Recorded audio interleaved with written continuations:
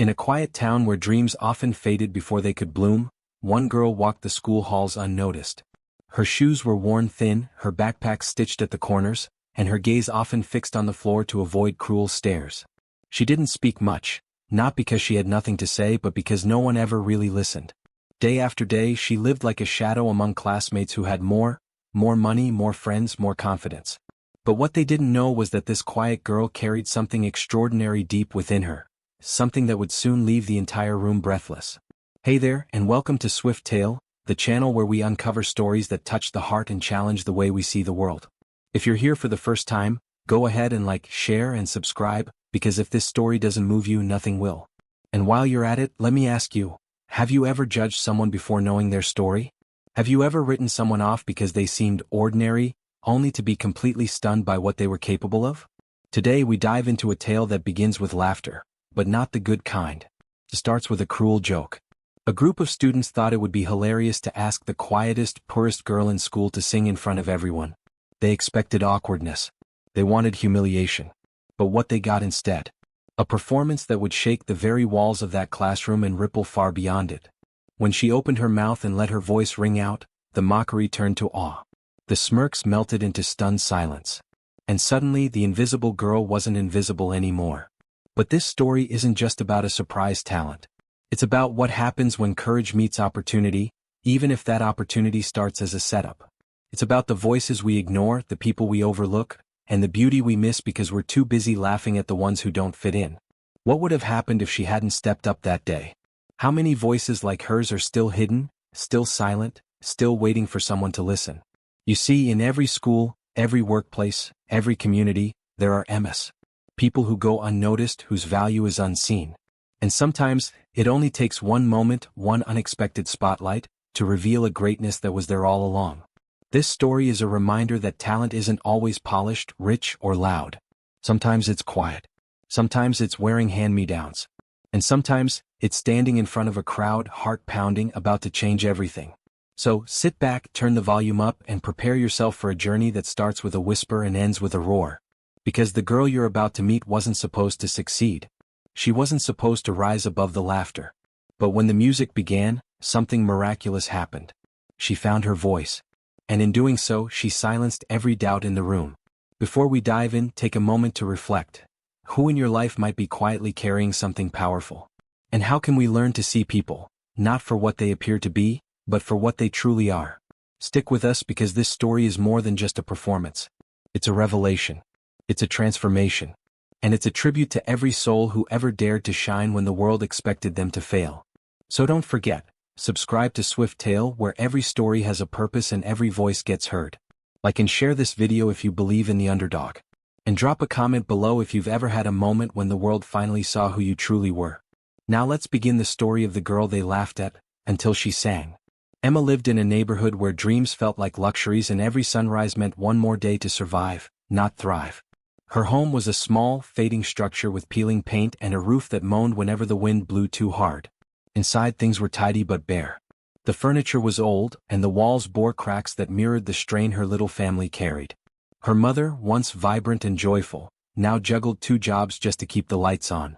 Her hands were rough from cleaning houses, her feet tired from long shifts on her feet. And yet, she smiled when she could and held Emma like she was made of gold. School was no sanctuary for Emma. It was a battlefield masked as a building of learning. Every morning she walked the same path, past students who traveled in groups, laughing in clusters, brushing past her like she wasn't there. Her clothes were neat but worn, jeans slightly too short, sneakers with soles trying to escape. She kept her head down, not because she was ashamed, but because she'd learned long ago that eye contact invited cruel comments and stares that made her feel like less. Emma rarely raised her hand in class. Not because she didn't know the answers, she often did, but because speaking invited snickers. Once, in 6th grade, she mispronounced a word while reading aloud, and it haunted her for weeks. Can she even talk right? One boy whispered loud enough for others to hear. Laughter followed her to lunch that day. From that moment on, Emma decided silence was safer than humiliation.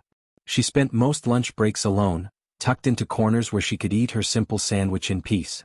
Sometimes it was just bread and peanut butter. Other times it was nothing at all. When other students pulled out cafeteria trays full of hot meals, she quietly sipped water and stared at her book, pretending to read. But inside she dreamed, vivid, rich dreams of music, stages, and freedom. Music was her escape. It was the one thing that made her feel alive. At home, when no one was listening, she'd sing. Softly at first, then louder when she felt brave.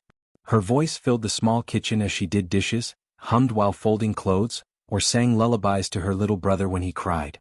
Her mother once told her, "Emma, you have a voice the world needs to hear." But Emma just laughed it off. She was nobody. Who would ever listen? Music had always been her secret companion. She'd saved up lunch money just to buy a second-hand MP3 player from a yard sale. On it were a few dozen songs, some pop, some classical, some soul. She listened to them like they were sacred. Every lyric, every note became a lesson. She'd mimic the singers, adjusting her pitch, tone, and control. Without realizing it, she was training herself. She wasn't just singing, she was learning, practicing, becoming. The school she attended was one of those places where popularity mattered more than potential. The hallways echoed with gossip, trends, and the occasional loud joke made at someone's expense. If you didn't wear the right brands or speak the right slang, you were labeled. And Emma, with her quiet demeanor and second-hand clothes, was an easy target. She wasn't bullied with punches or shoves, but with silence, exclusion, and those sharp glances that cut deeper than words. Among the loudest voices in her grade was a trio of girls who ruled the social scene like royalty. They walked with swagger, their laughter often sharp and deliberate. They had shiny backpacks, new phones, and a radar for weakness. To them, Emma wasn't even a threat, she was background noise. But sometimes when they were bored, they'd toss verbal jabs her way just to see if she'd flinch. "Hey Emma," they'd call, drawing out her name with mock sweetness. "Wanna sing for us?" They'd laugh as she slipped away, eyes on the ground. Emma had learned not to cry in front of them. Tears, she knew, were just another reason to be laughed at. But sometimes in the girls' bathroom, she'd lock herself in a stall, cover her mouth with her sleeve, and let the tears fall silently. It wasn't the poverty that hurt the most. It was the loneliness. The feeling that she could vanish and no one would notice, or worse, they'd be relieved. But even through the pain there were moments of light. A kind music teacher named Mr. Harris had once overheard her humming during an after-school cleanup. He paused, leaned against the doorway and listened. "That's a beautiful voice," he said gently. Emma's cheeks burned red. "You should join the choir," he added. But Emma quickly shook her head. The thought of singing in front of others terrified her. "Okay," he said, respecting her fear. "But just know, it's a gift. Don't hide it forever." Emma carried those words like a seed in her chest. She didn't speak of them. She didn't act on them. But they stayed with her, waiting, ready to bloom when the moment came. And though she didn't know it yet, that moment was coming faster than she imagined, wrapped in the cruelty of a dare, disguised as a joke. Despite the isolation, Emma never stopped dreaming.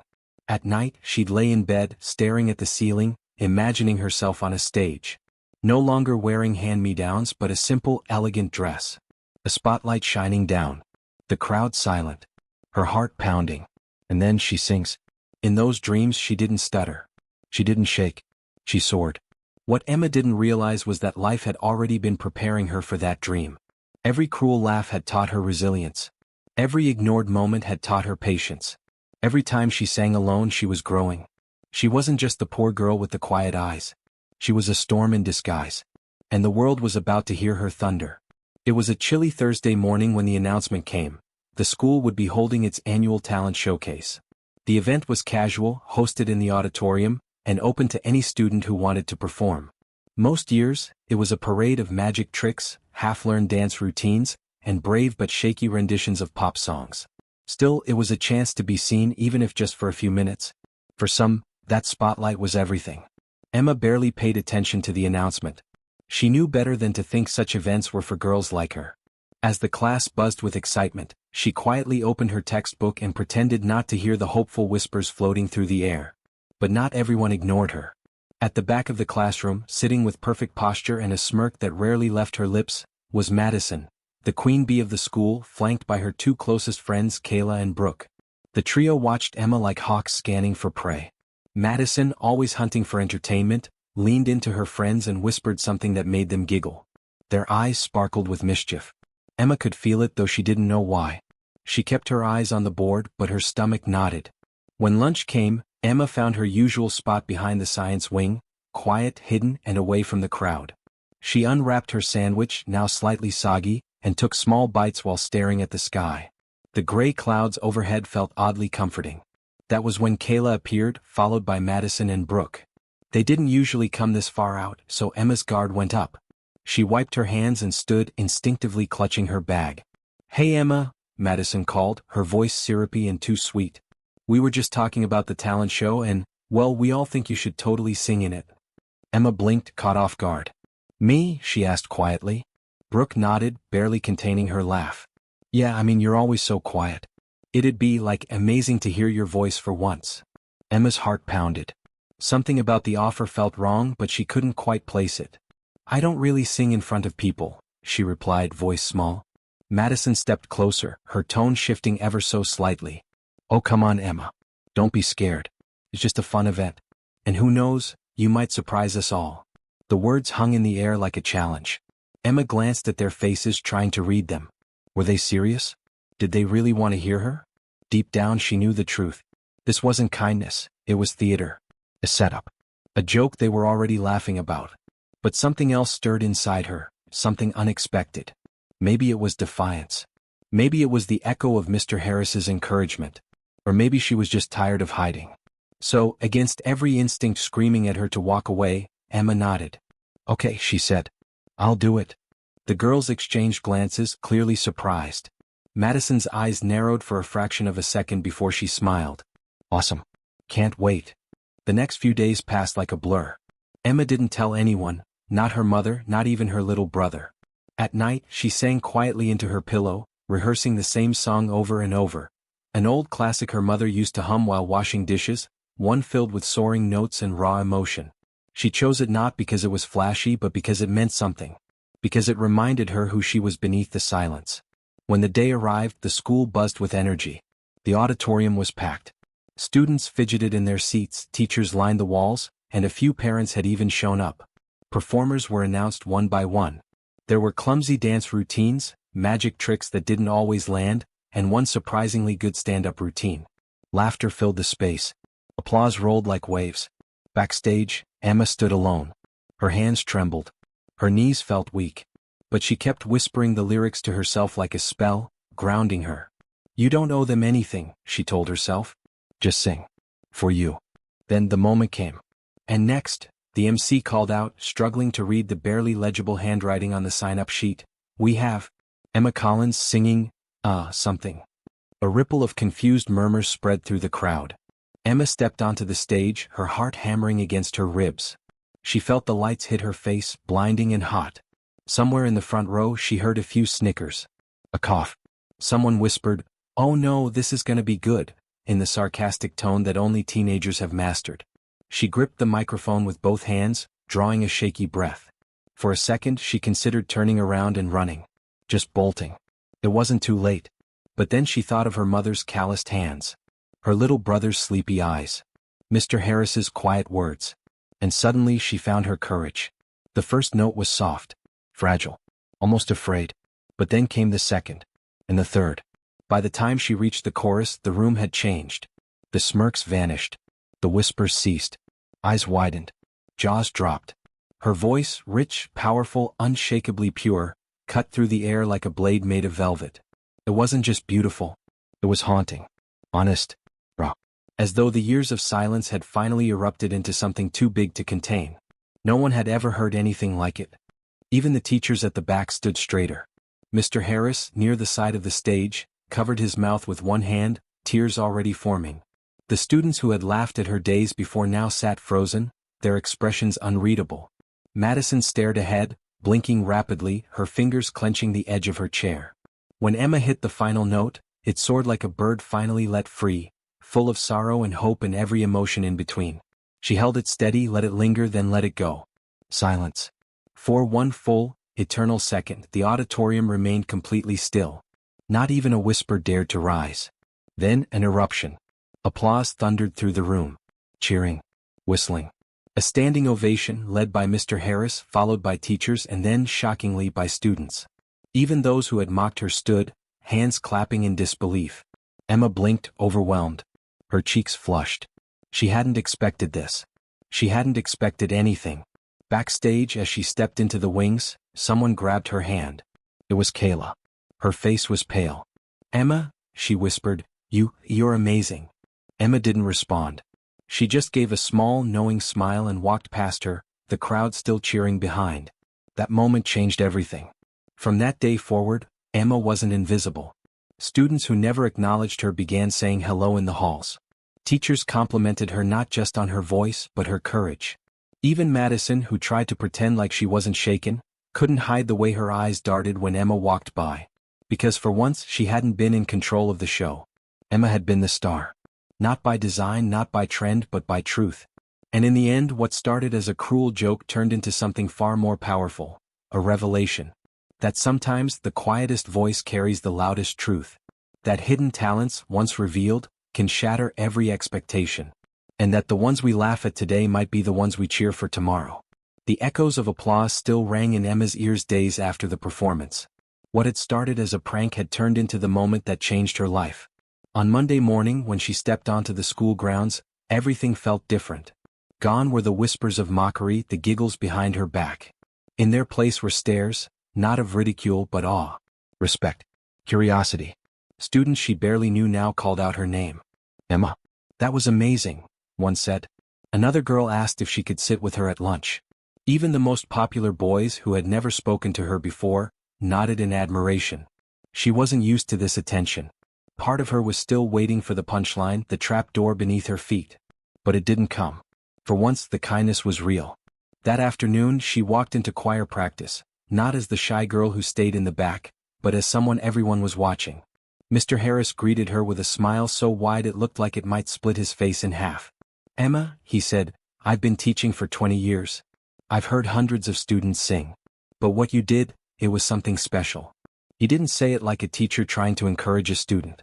He said it like a man who had just witnessed a miracle. The rest of the choir, some still stunned by her performance, now followed her lead. They listened when she spoke. Some even asked her for tips. Emma, still finding her footing, was gentle and humble, never once acting as if she was better than anyone. She didn't want to be a star. She just wanted to sing. That week, the school posted a video of the talent show on their website. Within hours, Emma's performance had spread across social media. Classmates shared it, parents reposted it, and strangers began to comment. Who is this girl? She sings like an angel. I've never heard a voice like this from a school performance. By the end of the week, the video had over 10,000 views. It was surreal. Emma's mother, who hadn't known she had performed, found out when a coworker showed her the video on her phone. Tears welled in her eyes as she watched her daughter sing. The daughter who had always been so quiet, so reserved, now standing boldly under stage lights, commanding a room. That night, she hugged Emma tight, whispering through tears, "You have no idea how proud I am of you." What followed was a whirlwind Emma could never have predicted. A local news station reached out, asking to feature her in a community spotlight. The segment aired during the weekend, calling her the voice that silenced a crowd. She wore her only nice blouse and spoke shyly into the microphone, thanking her music teacher and her mom. Viewers flooded the station with calls asking where they could hear more. Then came the email. A woman named Rachel Avery, a vocal coach and talent scout from a nearby performing arts academy, had seen the video. She asked if Emma had ever considered formal vocal training, if she had plans to pursue music seriously. Emma didn't know how to respond. College had always felt like a distant dream, and music school? That sounded like something out of a movie. Rachel offered to meet her for a coffee and an informal audition. Emma agreed, nervous but curious. The meeting changed everything. In a small, quiet studio above a bookstore, Emma sang once more. Rachel didn't interrupt or critique, she simply listened. When Emma finished, Rachel leaned forward and said, "Emma, with the right training, you could do this for the rest of your life. You could sing on real stages. Bigger ones. You've got something rare, not just a beautiful voice but soul." Rachel offered Emma a partial scholarship to attend the Academy's Summer Intensive program, a 6-week course that introduced students to performance, technique, and the industry. The rest of the tuition could be covered through grants and need-based aid. Emma hesitated. Could she do this? Could she leave her little brother for a few weeks, balance school, and help her mom? But her mom didn't hesitate. "You have to do this," she said. "We'll make it work." The program was unlike anything Emma had experienced. Each day began with breathing exercises, vocal warm-ups, and theory. She was surrounded by other talented students, many of whom had been performing for years. At first she felt out of place, underdressed, inexperienced, and unsure. But when it came time to sing, she didn't just keep up. She soared. Coaches took notice. One instructor, a retired Broadway performer, said, "Emma reminds me of the greats. There's something timeless in her tone." Her confidence grew. She started experimenting with different styles: jazz, gospel, even opera. Every genre seemed to welcome her voice like an old friend. She learned how to command a room not just with sound but with presence. She studied how to project, how to express emotion through movement, and how to connect with an audience. Her shyness didn't vanish, but it evolved. What once was fear became focus. Purpose. When the program ended, Emma performed in the final showcase, a solo accompanied only by a piano. The theater was packed with families, friends, and even a few agents. She sang a song of hope, of rising beyond circumstances, and when she finished, she received another standing ovation. It felt familiar now but never less overwhelming. A few weeks later, she received another surprise. Rachel called again, this time with news. A representative from a youth performing arts foundation had seen her showcase. They were impressed, very impressed. They wanted to sponsor her full tuition for the Academy's full-year program. Not only that, but they were also offering mentorship, studio access, and guidance on building a professional portfolio. It was more than Emma had ever dreamed. Back at school, things had settled into a new rhythm. Emma was still herself, still soft-spoken, still kind, but now she walked with a quiet confidence. Madison and her friends no longer mocked her.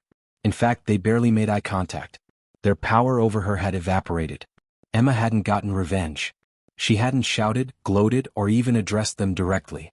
She hadn't needed to. Her success had spoken for itself.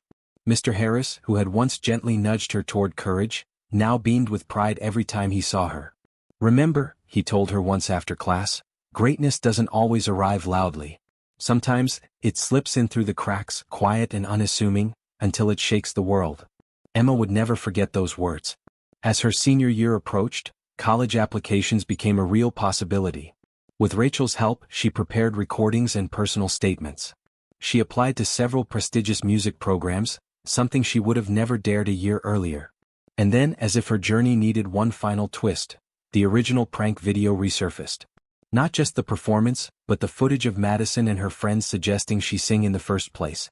Someone had stitched it together, showing the mockery that led to the masterpiece. It went viral. Overnight, Emma became a symbol of rising above bullying, of turning cruelty into art. Media outlets picked up the story again. Interviews followed. Even a documentary short was proposed. Emma, ever humble, focused not on the fame but on the message. She spoke at a local youth event, telling her story. "I was supposed to be the joke," she said, standing on stage before hundreds of teens.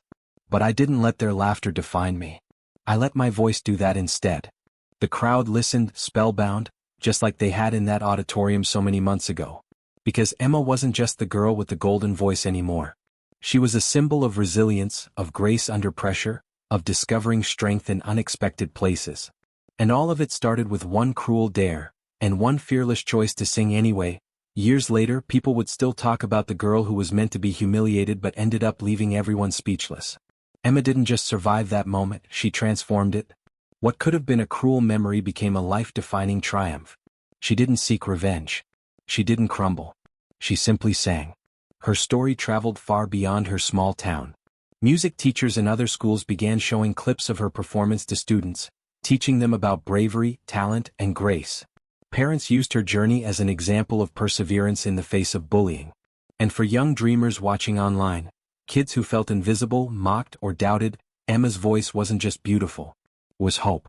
But what made Emma's story truly unforgettable wasn't just her voice, it was her heart. She could have taken the stage with bitterness, with anger toward those who wronged her.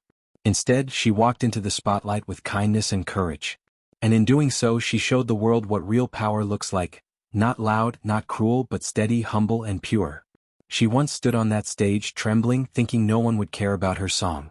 But now, standing on bigger stages, addressing bigger crowds, she always remembered that moment. It reminded her where she came from. It reminded her that her worth was never decided by others' opinions, but by the fire in her own soul. As her career took off, Emma stayed grounded. She volunteered at music camps for underprivileged kids, taught voice lessons at community centers, and made sure her story was told not as a fairy tale, but as a roadmap. She always said, "You don't have to be famous to be brave. You just have to believe that your voice matters. And maybe that's the greatest note she ever hit, the one that stayed with people long after the music faded. So, as we come to the end of this incredible story, ask yourself, how many Emmas are out there right now? How many quiet kids with unheard talents are hiding in the corners of classrooms, afraid to step into the light? And how many of us have stood by, watching the jokes, not knowing the gem we're laughing at? Emma's story is a lesson to us all. Be kind. Be open. And never underestimate someone because of how little they have or how softly they speak. Because sometimes, the most powerful voices come from the most unexpected places. If you felt moved by Emma's journey, if it reminded you of someone you know or maybe even yourself, then you're in the right place. Here at Swifttail we share stories that matter. Stories that inspire. Stories that speak directly to the heart. And if this is your first time visiting, welcome to the family. We'd love to have you stick around. So go ahead, like this video, share it with someone who needs to hear it, and don't forget to subscribe to our channel. We're just getting started and we promise more stories like this are on the way. But before you go, we want to hear from you. Drop a comment below and tell us, have you ever had an Emma moment? A time when someone underestimated you but you rose above it? Or maybe you witnessed someone else rise when they were meant to fall. Your voice matters here. And you never know who might be encouraged by your words. Because just like Emma, every story, even the quiet ones, deserves to be heard. Until next time, this is Swifttail, where we believe every tale can turn into something unforgettable. Keep dreaming. Keep believing. And always remember, sometimes the joke isn't on you. It's the beginning of something extraordinary.